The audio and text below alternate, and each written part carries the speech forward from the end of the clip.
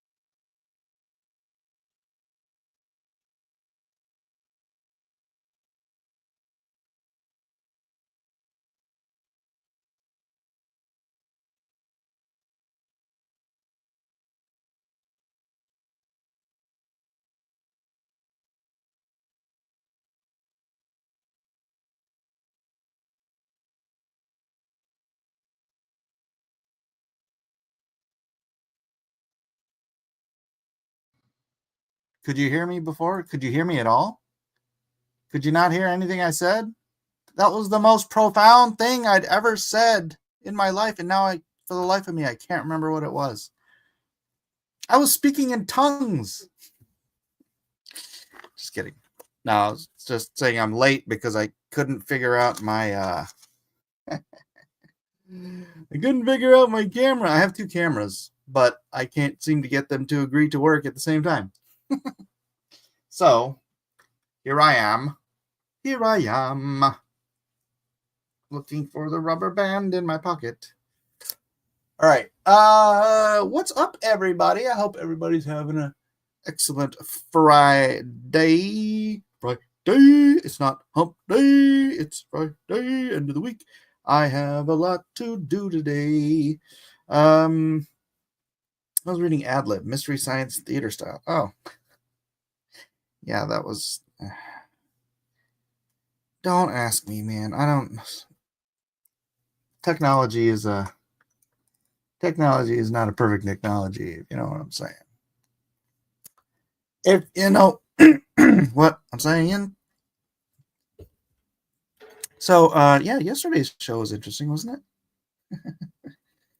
I actually watched it last night with my wife because we watched, like I said, we watched that show and the Married at First Sight.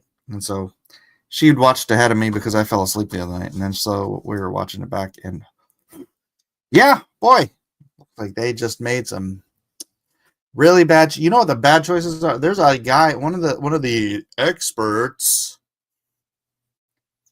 Hi, I'm an expert, so I'm going to unequally yoke all these couples. Not yolk like egg yolk, yolk like. If you know anything about the Bible, or if you know anything about life, putting people together with different or even what you might call opposite worldviews on religion, generally a recipe for disaster. Not to say it can't ever work. Not to say it can't ever work.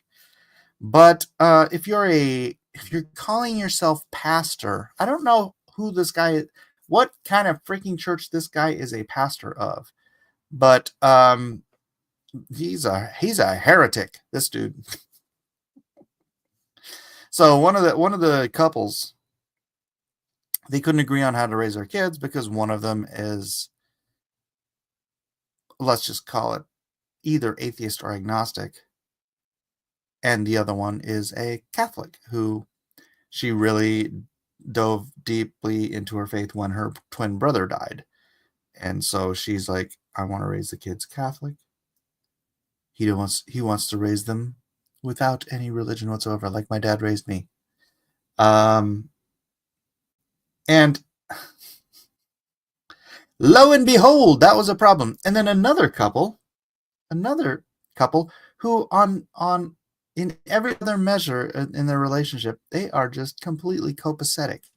They just adore each other. They have great time together and everything. But he's like, he didn't want to get into the deep issues because He's a Christian.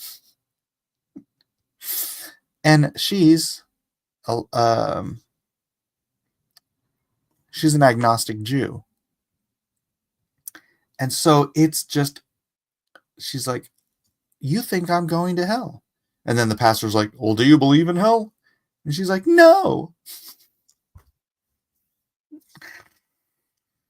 Okay, at that point you have to say, so what's the problem? Well, you believe I'm going to hell. And he says, well, I don't know what I believe. Because he's not a very good Christian. He was just raised Christian. He's like, but that's what I was raised to believe. I was raised to believe if you don't believe in Christ, then you're going to hell. Now, I think that's a very poor reading of the scriptures. But I think if you reject Christ, he will reject you. That's very clear. So, no, I was actually, it made me think about doing like a cartoon strip of like people and I know St. Peter's not actually at the gates, but it's this meme. It's a weird meme, isn't it? St. Peter will let you into heaven. What? I'm fairly certain Jesus is the judge. But so do the sort of the meme cartoon of St. Peter at the heavenly gates, and I just thought it would be so funny to have an atheist show up at the heavenly gates, and he's like, but here's the thing, he's in the military, and he died like Steve Rogers jumping on a grenade to save his friends. And then it becomes this, and I'm sure this is heretical, but I just think it'd be interesting if he's like, he's an atheist, he shows up, he's like, what the hell? He's like, language. He's like, what is going on? I don't believe in any of this stuff. He's like, and he's like at the front of the line, right? He's like, he dies, front of the line. And they're like, hey, front of the line. They're like, why am I at the front of the line? I'm an atheist. He's like, well, because you paid the ultimate sacrifice. You did what Jesus did. Greater love has no man that he would give his life for his friends. Welcome to heaven. But I don't want to be here. Well, sorry. But according to this, you did give your life to Christ when you were 8 years old, and sorry, once adopted, always adopted. You've been out there running away from God for your whole life, but unfortunately, fortunately,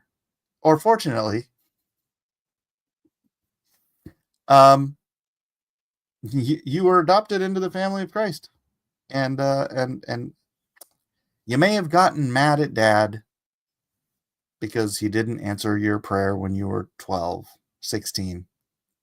Your parents got divorced when you were 16, and you thought that God should have made them stay together. And so you got mad at him and rejected him for all of your adult life until you acted like Christ to save your friends. Welcome to heaven. And then there's like some pygmy like in the line behind him. He's like, well, what about that guy? He never heard of Christ. It's like, no, but he looked at a snail's shell, and it dawned on him that none of this is by accident. And so he reached out in his heart and said, oh, great creator, whoever you are, let my life have purpose and serve you. So he's in. Just do like a strip like that. I just thought it'd be so funny, like an atheist just so mad that he's in heaven, that he's got to go to heaven now. He's like, but what about all my friends that I told aren't? Well, they each have their own path to course to plot, path to whatever. They have their own walks. It's the no greater love hath he that laid down his life for his brother. Yeah, no greater love. I forget the exact terminology. That is kind of funny. Yeah, I was just thinking about it because it's like, I don't know. But back to the topic is like this freaking pastor is yoking unequally, and wow, surprise of surprises. Even though these people are actually really, really like each other and really are friends and everything, it's like, but yeah, there's this whole thing where our core values based on our religious, you just can't. It's oil and water. It's oil and water. It might make great for a great vinaigrette, but eventually it all separates, right? Oil and vinegar. It's oil and vinegar. Tastes good on a salad, but it doesn't stay mixed. It doesn't stay mixed. It separates itself. So let's say hi. Man hath no greater love than to give his life for his friends. Right? I think it'd be so funny, just like, what the hell? Language. That's the other place. We don't talk about that here. Hello, King Bob, Tina, Amy, Lester, Larry, Romano, Dark Admiral, March Hare. I don't want to miss anybody. Oh, sorry about that joke. Hey, who do we fight today, Mike? We fight everyone today. What? 1240?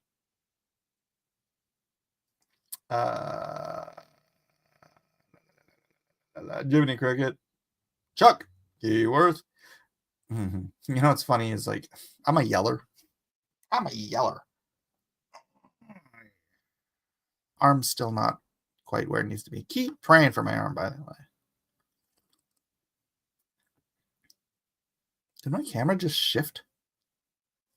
That was weird. I'm a yeller. And my wife is a super soft-spoken person. Me too. Look at me yelling right here. Earthquake. Nah, well, it is California. You never know. Hey, John Wick's here. What's up? Welcome, Mr. Wick. And I'm an old yeller. Boy, we were just talking about that. We were talking about Of Mice and Men when we were fishing last week, and someone was like, "What's Of Mice and Men?" And I said, "It's basically Old Yeller, but without a dog." What was it with those movies and those books back then? Where it's like, yeah, let's do this story where you just gotta kill one of the main characters at the end for that. You gotta kill a beloved character at the end. Fantastic book. Which, Old Yeller or Of Mice and Men? I don't think I've ever read Old Yeller, but I have read Of Mice and Men. I'm Greek. Just me talking normally is considered yelling by Northern Europeans. It's a little more complicated than that one. I know. Old Yeller didn't kill a lady. What the hell was I talking about? Language. Oh, yelling. Yeah, so you guys, you know what's funny? Is sometimes you will not ever recognize how bad your own behavior looks until you watch yourself on video. And it's like, you see your reaction to something and you just think it's your, like, this is the normal. That's the way my dad reacted and whatever. It's just kind of what's the norm to you. And then you watch yourself on video. I don't know how many of you have ever had this experience. And you're like, oh, who's that jerk? I think it's possible I still do that, like when I respond, like, what? because like my wife is super soft spoken, and so she'll be trying to talk to me. And this is just one of those little foibles that God bless her, I love her, but it drives me nuts. Because she won't yell. However, she will try to communicate from across the house. And I could just barely hear something. Mike. I'm like, what? I can't hear you. So I have to stop whatever I'm doing, get up, and walk into the room she's in to hear what she's saying. So it's like, and I don't want her to yell, so I don't know. Maybe this is God teaching me to just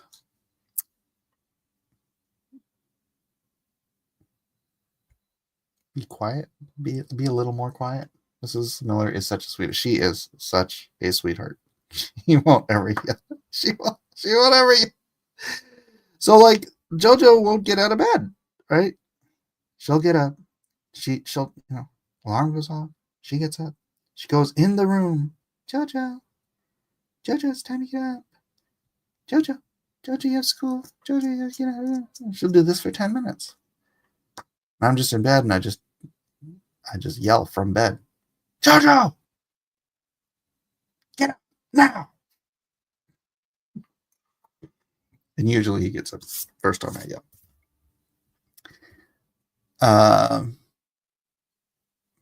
But God bless her. At least she has me to yell at the kid.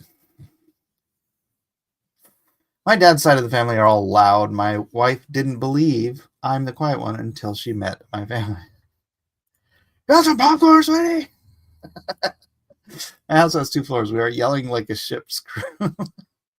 Which is funny because my dad, I'm trying to, did my dad? I always remember my dad saying not to yell in the house. Because, me and my brother would yell at each other from across the house.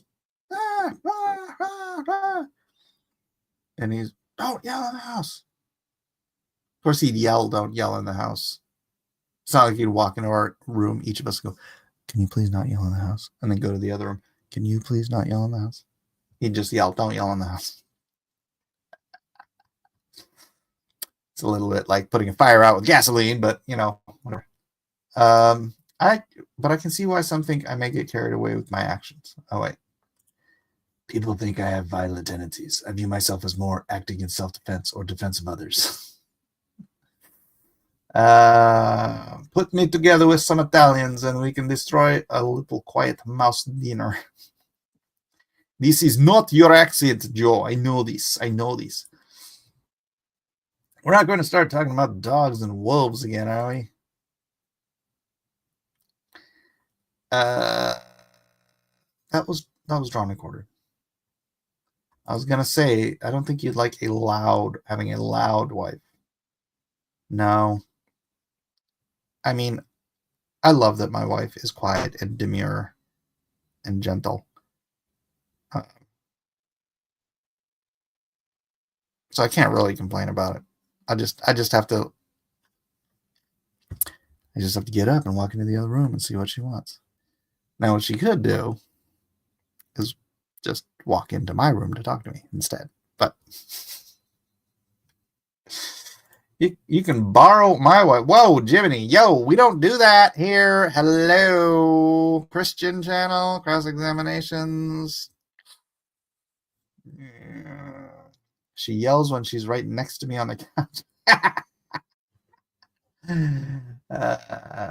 Hello, Saints from Michigan. Hello, Julie Reagan. I love your last name. Not a big fan of your first name because that was the name of my dad's wife who broke up my family. But great last name. We could talk about Bitcoin. We could. We're in a dip right now, right? Because more questionable tariff activity from Mr. Donald J. Trump in the White House, which is hilarious. It's also Bitcoin Vegas is going on right now, which, by the way, I am super freaking jealous and envious. And yes, I know envy and jelly are a sin. Jelly, envy and jelly. Jelly is a sin, except with peanut butter. Because my whole team is in Vegas. And I didn't get to go for some reason, and I haven't quite. I think in part it's my fault because maybe I didn't express, like, put me down. I want to be there. Because you know who else is there? Like the Trump family and JD Vance. And, well, yeah, I think JD Vance is there. Vivek Ramaswamy. All of the pro-crypto political talking heads, generally on the Republican side, because Democrats are idiots about this stuff, are in Bitcoin at Bitcoin Vegas this week. And so my team has pictures with these people sitting down to, not dinner, but, at the table, hanging out, just taking group shots. And I'm like,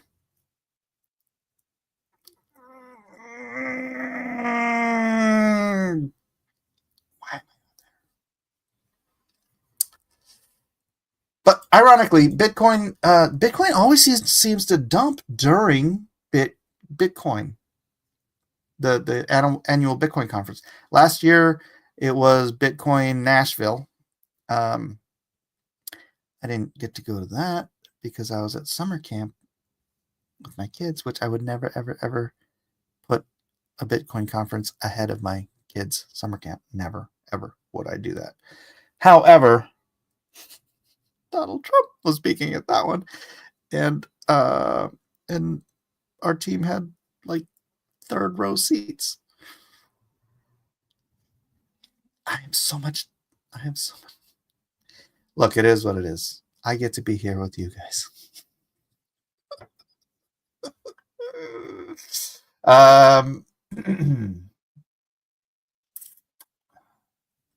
More questionable tariff activity from dictatorial courts.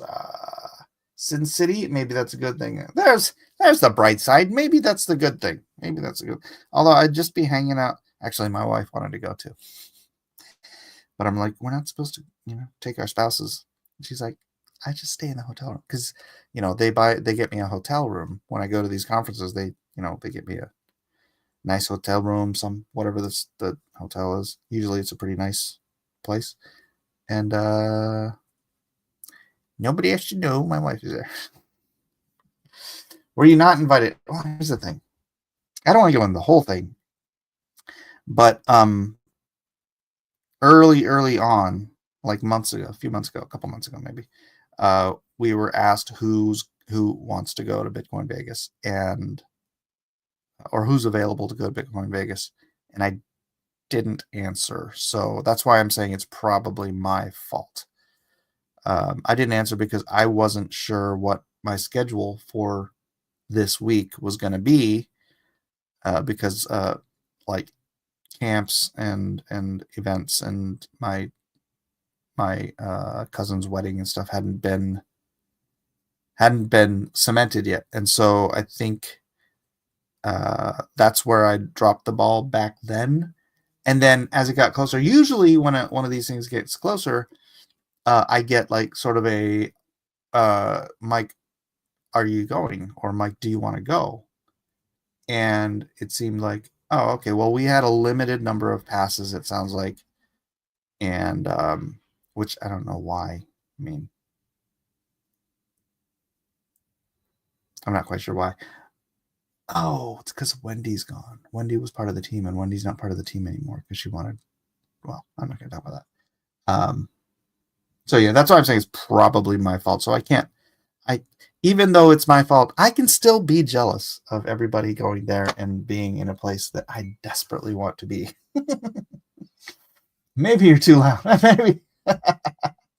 Is this a debate live stream? Well, you can ask any questions you want, but I don't have people on. So, what is this live stream about? Something in particular? Yeah, you can ask any questions you want. about the Bible, apologetics, whatever, I'm here for you. Gee, thanks. I feel special now. I'm sorry your Bitcoin crew is so clueless. They're not clueless.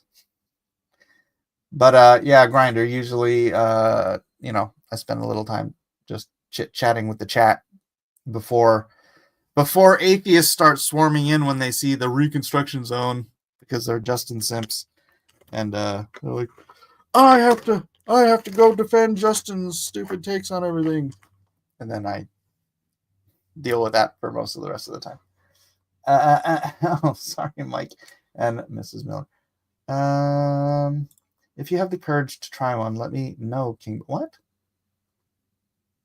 Peanut butter cup with jelly?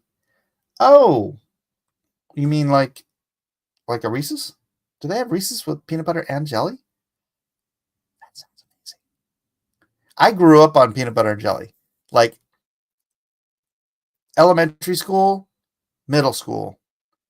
Until I got to high school, I had peanut butter and jelly every day for lunch. And my mom would be like, do you want something different? No. I want my peanut butter and jelly. I must have been the easiest kid to prepare lunch for ever, because it was like my brother would be like, yeah, can I get like a turkey sandwich, or can I get that? I'd be like, peanut butter jelly, peanut jelly, PBJ. I want my PBJ. And I've rarely had one since middle school. I think I had my entire fill of peanut butter and jelly sandwiches from kindergarten through 8th grade every day. So if you try one, Mike, let me know. Do they make them? Can you reconstruct someone who's never been constructed nor deconstructed? That is a great point. That was me.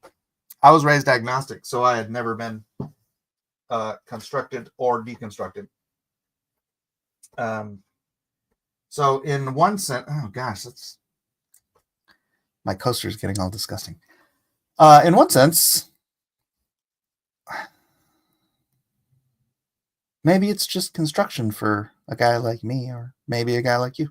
What's your position? How were you raised, Grindr? Were you raised? Are you an agnostic? Are you an atheist? Are you someone who thinks you can be both? Or were you raised in a religion and then rejected it because something terrible happened to you in your life and God didn't answer your prayers correctly? Probably not, if you're saying you've never been constructed. PBJ sandwiches and egg salad sandwiches. Egg salad's good. Question: correct interpretation of life and are in the power of the tongue. Life and are.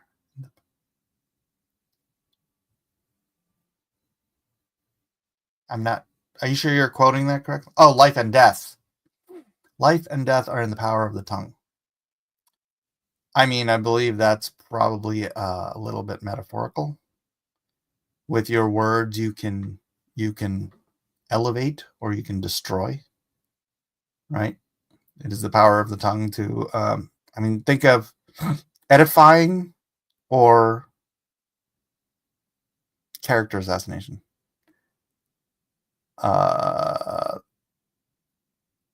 There's a guy named Ed Piskor. I don't know if you're familiar. I'm from the comic world. There's a guy named Ed Piskor. And a year or two ago, he was accused of, what was it? Talking to a girl. And it's like, we saw the text and it wasn't really that bad, but he was being accused of being a pedophile. Well, first of all, she was like 17 years old, so it's really a hebephile, but that's not the point. She showed the text, and the texts weren't that bad in context. But she and then a bunch of other people canceled him because he was, talking to a 17-year-old, and it wasn't even like what's his face, that other guy. It wasn't like all smarmy and anything. He was really in, and I'm not here to defend, maybe you just shouldn't talk to, see, I can't help but talk to 17-year-olds. I'm a high school leader. So it's kind of it's, I have to. But anyways, the long story short, they besmirched him so much about this that friends and allies turned on him and he killed himself. Right? So death was in the tongue, because you can destroy someone's reputation. That's why, I think Jesus talks more about gossip, more against gossip than he does against adultery. It's that kind of thing. No. All right. Ate peanut butter for the first time when I was in my 30s. Oh, you don't have it? It's a construction zone as well. All right. I was raised in a Methodist church. Oh, I'm sorry. But my early religious training was mostly in how to glue elbow macaroni to construction paper. Okay. Angel hair, or even spaghetti. Have you ever made spaghetti sculpture? So much fun. I never did it in church, but I did it in an art class. But I get you. So you're in a Methodist church, your Sunday school didn't teach you jack. You were just there. They were just babysitting you. Is that what you're saying? No trauma made me quit God. What made you quit God? Did you just not learn anything? And you're like, well, what's the point of this? I'm not saved by macaroni. Ed Piscor case was a tragedy. It does. They said he was a groomer and then a PDF. Yeah, she showed the text of Ed without showing her text, so Ed's texts were taken out of context. Yeah, and then we saw her text, and we're like, hey, wait a minute. Ed, you should not have killed yourself. Oh, I mean, regardless, he should not have self-deleted. I know you're not supposed to say things like suicide and kill yourself on YouTube. Yeah, but Mike, do you have their personal cell phone number and text them? Who, what, where? What? When? Thank you. You're welcome, Julie. Thank you. The texts were over Instagram, by the way, not over the phone.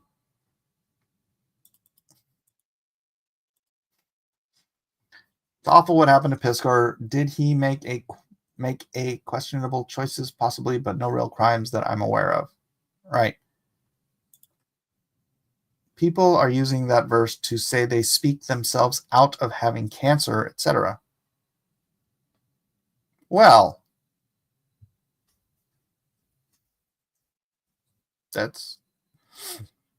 I mean, you can speak and ask God. I just watched the movie. I Still Believe in You, and it's about some big Christian singer and his first wife. And his first wife, I mean, they got married. He married her knowing she had cancer, and they were 20 years old. And they prayed and prayed and prayed and prayed and prayed and prayed and prayed. She had cancer. And then one day, she was in the hospital.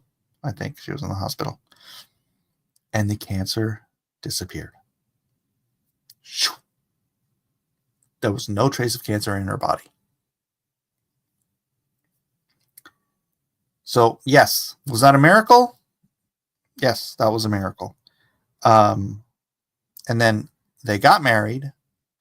And then they had a honeymoon. And they had 6 months or a year together when suddenly she got sick again.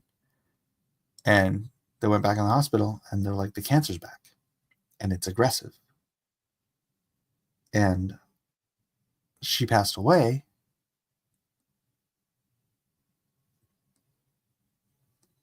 And it was really super sad. But she was like, and then she wrote him a letter. She wrote him a letter while she was dying. And I was like, I was healed. I was a miracle. I got, it was. Obviously, it's cancers don't just take a year off. right? Miraculous. They don't just mystically disappear for a year in under any circumstances that is not miraculous. That is outside of the realm of the norm. But she like wrote this whole letter about like, go out and tell this story. It's like, my life has a purpose. My life has a meaning because, my life was a miracle, and getting to spend whatever. It's really sad and whatnot. But then he became this very, very big guy, and he would tell his wife's story at the beginning of all of his and he reached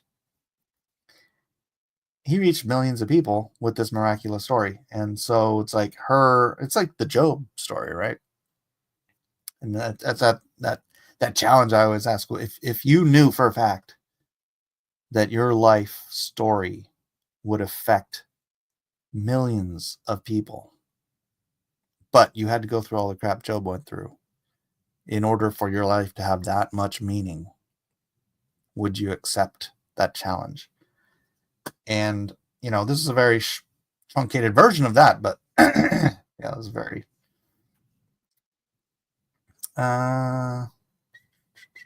Get back to you. All right. Hey, Dennis Bruce. What's up, buddy? I was born atheist. I have not been convinced of anything divine. Are you a materialist atheist who really thinks that there is no such thing as anything metaphysical? I saw that movie. The theater was closed from COVID after that showing. Oh, really? Then he married a groupie or something like that. No, it wasn't a groupie. It was one of the other Christian band leaders. Like, she was in another Christian band. Which, yeah, that... No spoilers there, but yeah, that's who he ended up with, like, until today. So your words are certainly a reflection of your heart, and all the issues of life flow from it. Out of the mouth pours the overflow of the mouth. I mean, the heart of the mouth. That would be vomit. Over the flow of the heart. Yes, true.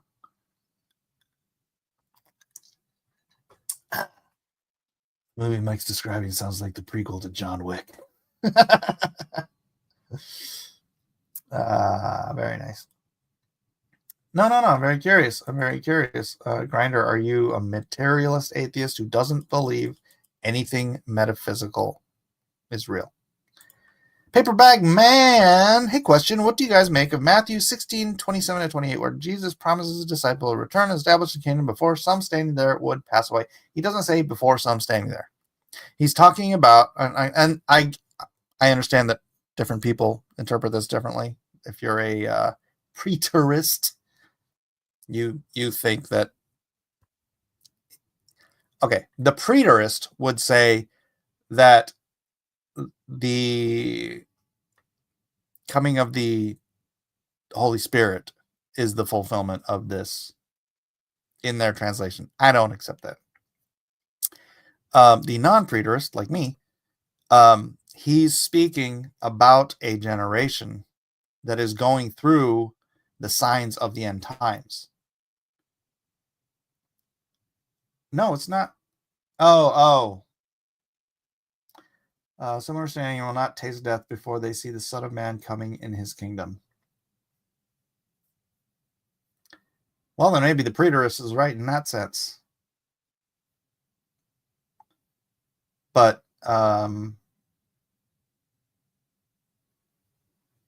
they may be right. It is a curiosity. I've not seen any evidence that the supernatural exists. Have you ever had deja vu? Have you ever felt someone looking at you and you turn around and you're right? Have you ever been thinking of someone and the phone rings and it's them? That happened to me like literally 2 weeks ago. Have you ever been thinking of a song and someone else starts singing it? All of these things are fairly commonplace to most every human being. And none of those are explicable through natural means. Metaphysics, as I understand it, is a set of philosophical ideas which would not exist any more than logic exists. As I understand it, metaphysics would be anything that does not or cannot exist within a world that is purely physical, like abiding only physical laws. Anything outside of the physical laws of the universe, to me, would fall under the metaphysical, such as a gut feeling that something is wrong, right? A gut feeling is not that's a sense that it belies just the physical. Although, the other stuff I pointed out is probably more accessible. 100%, and Christians will make up whatever anything to avoid this. No. Hey, look, I can grasp that there are different theories and different theologies that explain things, and I may not. Some of them are right, some of them are wrong, some of them somewhere in the middle. I don't have perfect understanding. I guess one difficulty I've always had was Jesus also said when he returns, he'll judge all of mankind, and that hasn't happened, so the preterists couldn't be right. All right, let's go to it.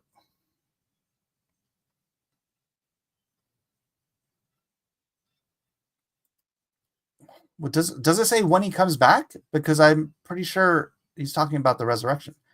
I don't think even preterists think the resurrection's happened yet, right? Transcendental is something not present in the physical world, yet somehow exists. Is that close enough? I could go with that. That would also be metaphysical, right? Okay, so you've never had deja vu. You've never in your entire life experienced deja vu. You've never in your life been thinking about somebody and they call you. You've never in your life felt someone staring at you and then turn around to see that it's true. None of this has ever happened to you. You've never in your life been thinking about a song and someone else near you starts singing it. Are you being honest right now that none of this has ever happened to you? I have had deja vu. I don't think it's God or some extra dimensional being communicating with me. I didn't say it was. All I'm saying is that it is a metaphysical manifestation of something. It is something that cannot be explained through pure physical explanation. Same thing with everything else. None of this is coincidence. I believe it's brain activity. So you believe the brain can sense things it has no direct information about. Oh, you're talking about deja vu. I was thinking about the other stuff. So you never thought about somebody and they called you? That's never happened to you? How old are you, by the way? Because maybe you're so young it's never happened to you. But for most of us, I mean, like I said, it happened to me like literally 2 weeks ago. And it's happened to me innumerable times in my life. 15, says Joe. Coincidence don't exist. I didn't say that. I have thought about someone who has called me. I don't think it's magic. I'm not saying it's magic.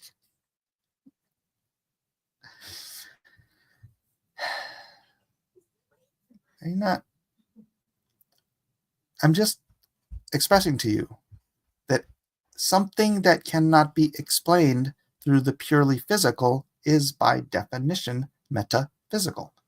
It's like what the word means. If you're just bound and determined to think that every single thing like that happens is purely coincidence, I think you're deluding yourself because you don't want to believe in the metaphysical. But don't say there's no evidence. You said up here, I see no evidence of anything transcendental. You see the evidence. You're rejecting the evidence. You've personally experienced the evidence. You are willfully rejecting it as evidence. I can't help you anymore with that because it is. Why would you believe that it's metaphysical as opposed to coincidence?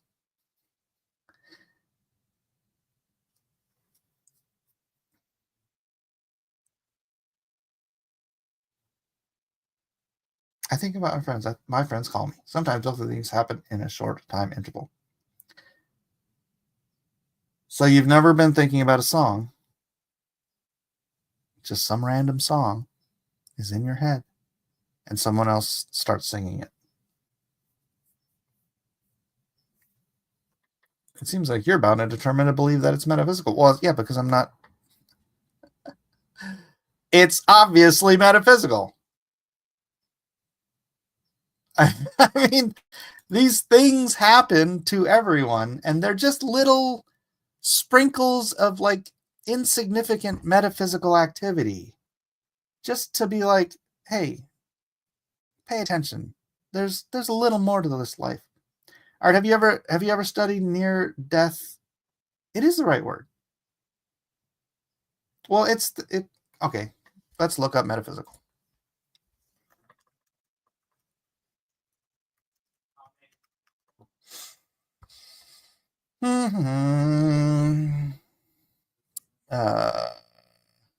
Immaterial or supernatural is the one we're going with.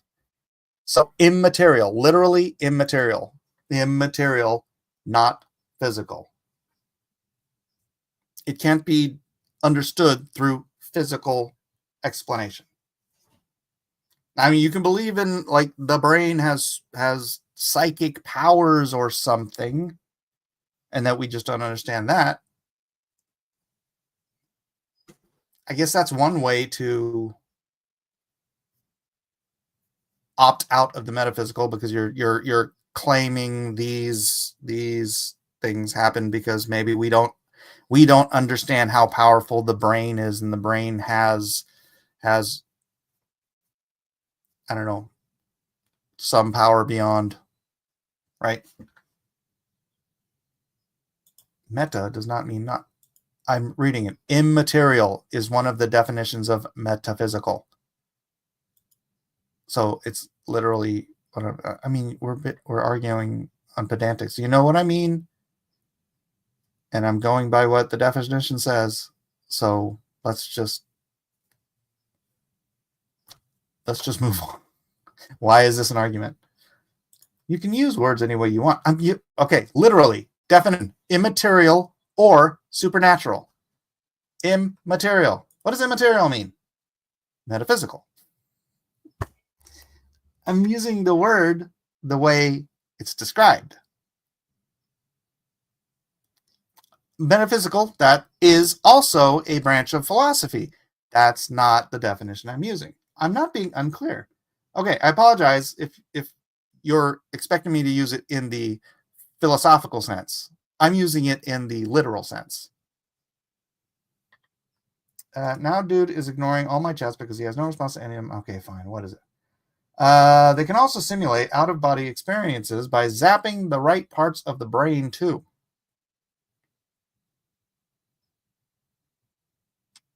So, near-death experiences.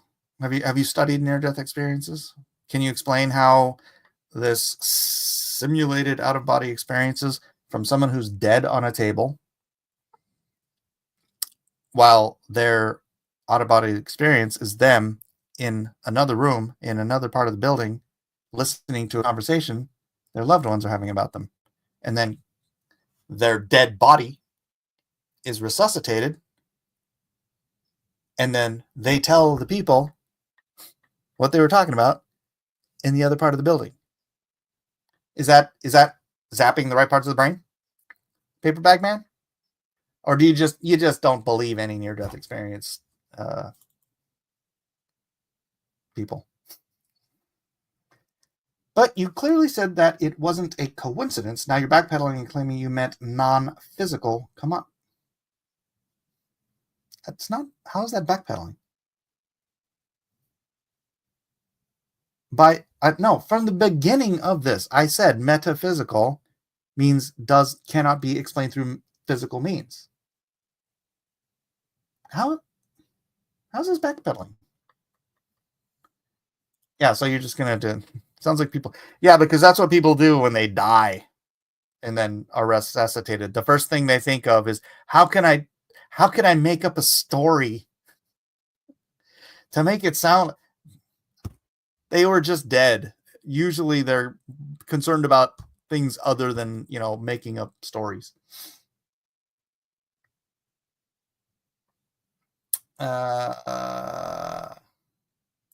We are spiritual beings and our brains are like an antenna, but you have to be open to it.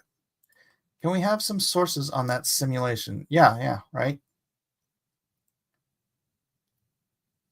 Paper Bag Man, I hate to tell you, but the chat goes deeper. It just keeps going while I'm answering somebody else.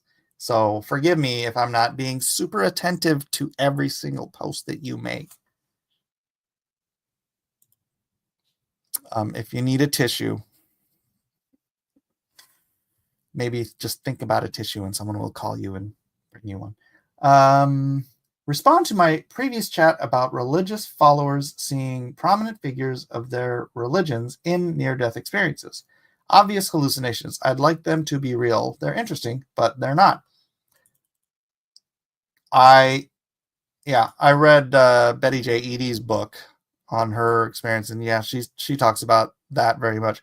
Oh, you'll all be met by your whatever faith leader you believe in, and then you'll be brought to Jesus. I read that book in the 90s.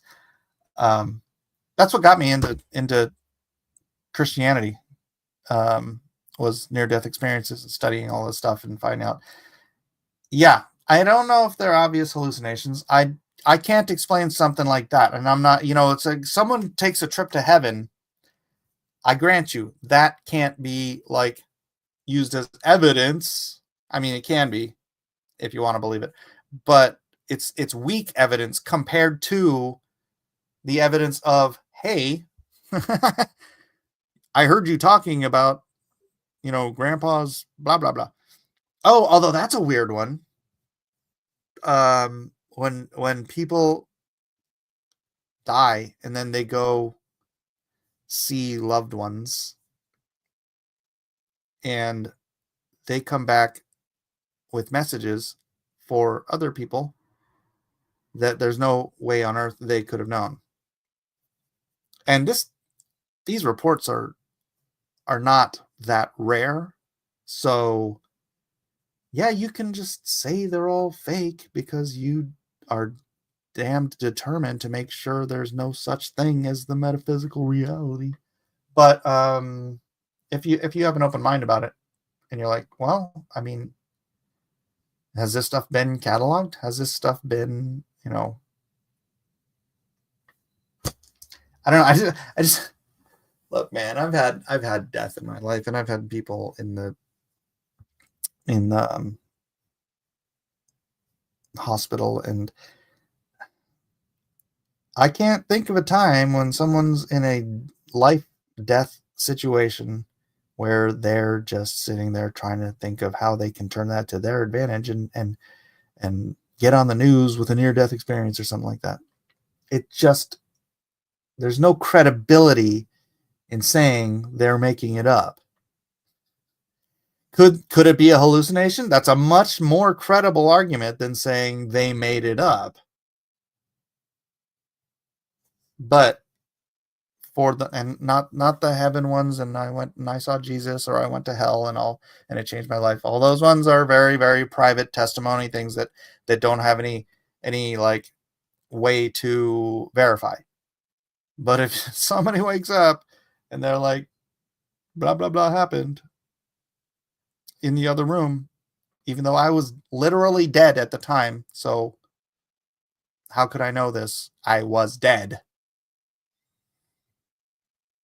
And you know what? The CIA admitted that they freaking spent 20 years funding remote viewing. I don't know where you stand on remote viewing, but the CIA paid for it for 20 years. You think after a couple of months, if it was all bull crap, they would have been like, yeah, we're going to stop spending millions of dollars on this particular project.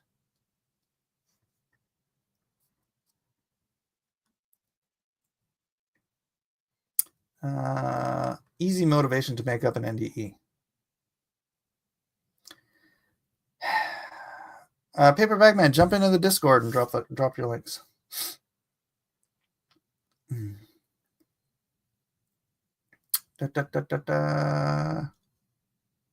Slight parboil?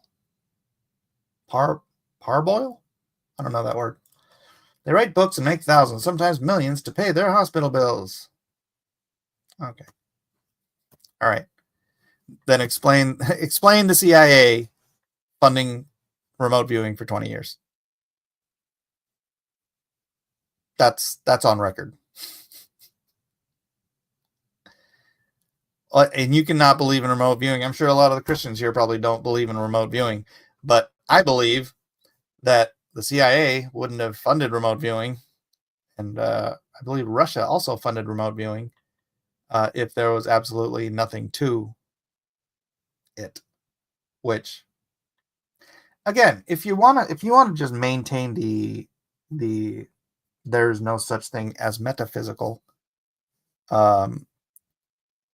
you would have to believe in some just that we just don't know. Now, I'm trying to give you a rope here, right? You just have to believe that there's something more powerful about the brain. Like, there's always that, we only use 5% of our brain. If we used 100% of the brain, we could levitate rocks. You know, that kind of a thing. Like, the brain is just way, way more powerful than anyone could possibly imagine. If only we could access that portion. It's very science fiction-y, but at least it would be an out for the atheist to reject the metaphysical, because, like, this stuff happens and it's not all coincidence. And just relegating it all to coincidence is, I don't know. I think it doesn't flow. It doesn't work. I was an agnostic, so it's not like I wasn't there, right? But I was never an atheist. First of all, my dad told me, because I was raised agnostic. My dad's like, in order to be an atheist, you'd have to claim that you know there's no God anywhere, and God could be hiding behind one of the moons of Jupiter, ignoring the plights of man. So I just kind of stick with his thing. And that's why I was like, all right, I'm agnostic. I don't know. Probably can't know. But I was fascinated by things that you can't explain physically, by literally the metaphysical. It was fascinating to me. I didn't require a God for it to be fascinating, and to understand that this stuff happens to people, and it's not just because they want to sell books and make millions of dollars to pay hospital bills. To say 500 people at once had a hallucination is ridiculous, though. It is. It is. You've completely ignored what he said about people coincidentally seeing whatever leader they worship during an NDE. How did I just literally said that I read the book talking about that. How are you listening? If Jesus was the true Messiah God, they would all see Jesus.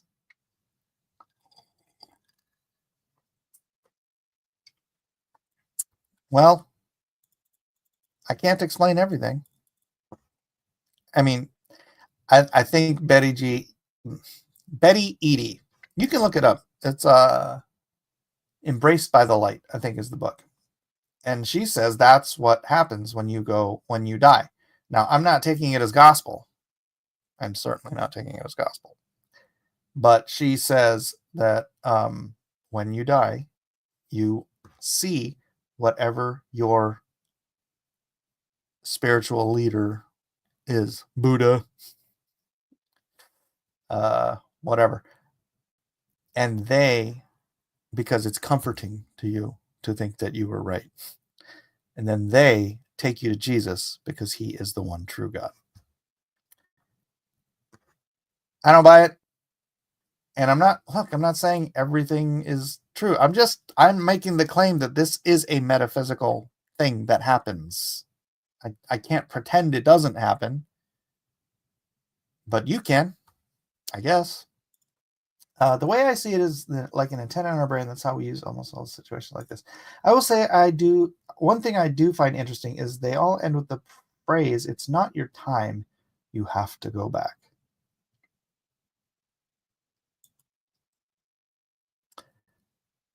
That's because from the ones I remember, they don't want to go back because life is pain, especially when you're like dying or have just died.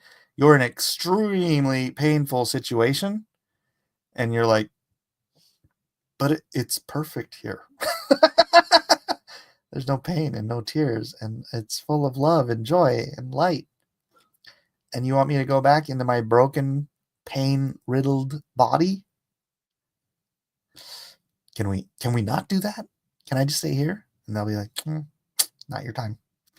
Gotta go back. Bye. Woo! Oh my gosh, we're in an hour already. Freaking heck. I should have an NDE and then write books about and get rich and famous. And also, not everybody who dies has an NDE either, right? My friend Michael, he died in front of my apartment complex. Idiot. We had a metal gate that opened, and I was out of town, but he was staying at our house. And rather than go to the door, he wanted to go through the metal gate through the garage. And so he reached in to open the metal gate to press the button that opens the gate. And he pressed it, and the gate started opening, and it started pulling his jacket. I don't even know how it pulled, but it pulled his jacket and choked him to death. And then his fiance was there at the time, thankfully, and she just started screaming and screaming and screaming. And then somebody from upstairs, this is before cell phones, called the police, got him to the hospital. I forget how long he was dead, but they resuscitated him, and he said, no, it was just black. It was just black. All right. I apologize. Gosh dang it. This Bible study is turning into, oh my gosh, there's so many. Sorry. I know I need to focus, and maybe I should start just reading the Bible at the beginning of this, but I gotta go. It's been an hour and I got much to do. So hopefully, hey, if you want to continue the conversation with each other, join the Discord, please. Join the Discord. And thank you all for being here. And God bless you all. We'll see you on the next exciting episode, probably Tuesday. All right. Have a great one. God bless you.